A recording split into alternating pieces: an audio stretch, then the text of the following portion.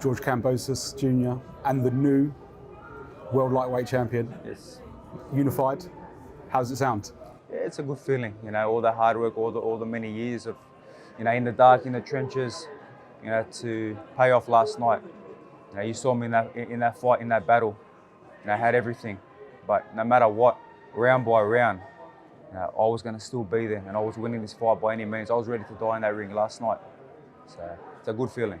You was confident mood all week. You backed up your words. You was never in doubt this moment was going to happen. Yes, you know, that focus and that vision was so strong, and I knew that when I stepped inside them ropes, you know, every stone was not left unturned because I put so much work into this. So, you know, I knew when I stepped in there, if it got tough or I had to be in the trenches, I was fully prepared. I put in the work, and you know, I really believed in myself. Many didn't, but the most important thing is I believed in myself, and I went in there round by round, dissected him, and took all his belts. Where's that mental toughness come from? I guess it's been deep rooted in you since you was a young boy. I don't know. I believe probably from my grandparents, you know, from my ancestors. You know, that lineage of Spartan warriors that we have. You know, I think it's from there. But I'm just that mental toughness that I have. I feel unbreakable. And like I said, you know, leading to this fight, 2 months ago I lost my grandfather, but I also had the birth of my third son. So I trained that night. If I wasn't going to be broken that night, what was he going to break me with? He could hit me with the best shots, put me down. I was going to get back up no matter what. Let's talk about the fight. Sensational opening round. I guess you probably expected Teo to come out the blocks as he did, but with him being a little bit reckless, I guess that opened up an opening. You saw it, and you drilled him early. Yeah, we knew he was going to come out firing, and that was a lot of the psychological games to get him upset, get him angry, and I knew he would come crazy. And I just stayed calm, stayed composed, caught his shots, took a couple, but knew that the power wasn't gonna faze me. And I knew that he made that mistake when he stepped in a little bit too heavy, and I lined him up with a beautiful right hand, caught him clean, put him down. The fight changed, and like the great Customato said to Muhammad Ali when he fought Joe Frazier, when Muhammad Ali asked, how am I going to beat this guy? How can I beat this power punching machine? He goes, in the first round, hit him with the best right hand you have. Show him and get your respect straight away. And that's what my plan was, and that's what I did. And from that moment on, you opened up a pretty handsome lead. You know, I think you got to the mid-rounds and you perhaps done a little showmanship, sort of taunt in the ring and stuff. Did you feel the lead was building at that moment? Yeah, round by round. That was the game plan, round by round. Like I said, he was saying the first round, but what was he going to do for the next 11? And I knew once that first round was done, I knew that I was just going to get a tally, keep picking away, keep grinding away, be in the trenches, and do whatever I had to do to win this fight. And you were in the trenches. 8, 9 and 10 were arguably Teo's best rounds. You did touchdown. Was you hurt at all at that moment? No, it was more a flash knockdown. I think I got a little bit too excited with the crowd, and I felt a sense that, you know, I was about to run him over and really put him to the sword.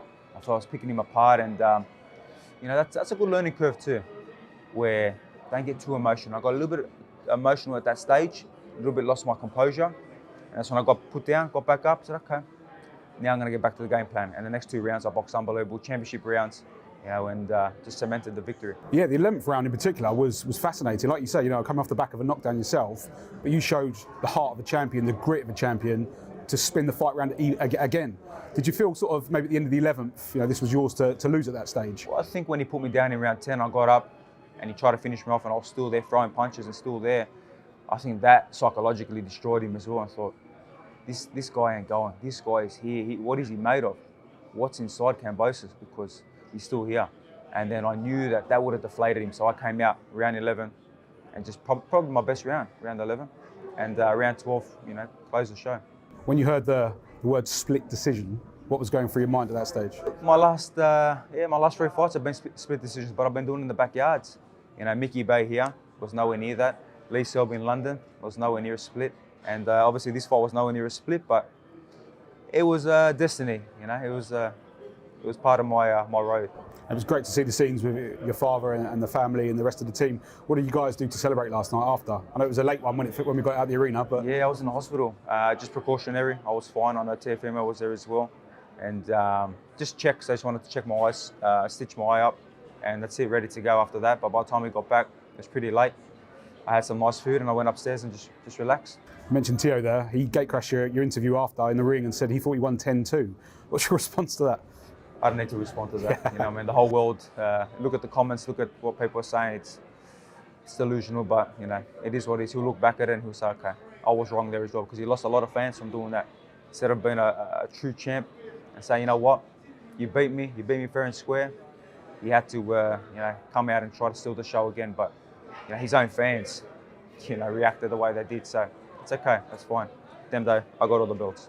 Talking of the belts, another big fight next Saturday in Las Vegas. I believe you might be coming out now to Haney versus Diaz. Yeah, I believe so. I'll see with a few things, but I think I will be there, and I'm looking forward to it. Got a lot of good mutual respect with Haney, so looking forward to see if he can handle the business. And a potential fight 2022 for all the belts at 135. Yes, 100%, but that's got to be in Australia. That's got to be. I have taken the hard road. I have, been in the trenches overseas. I got everything now. So it's time. If they want a shot, they've got to come see me. And we're going to be doing 80,000 over there.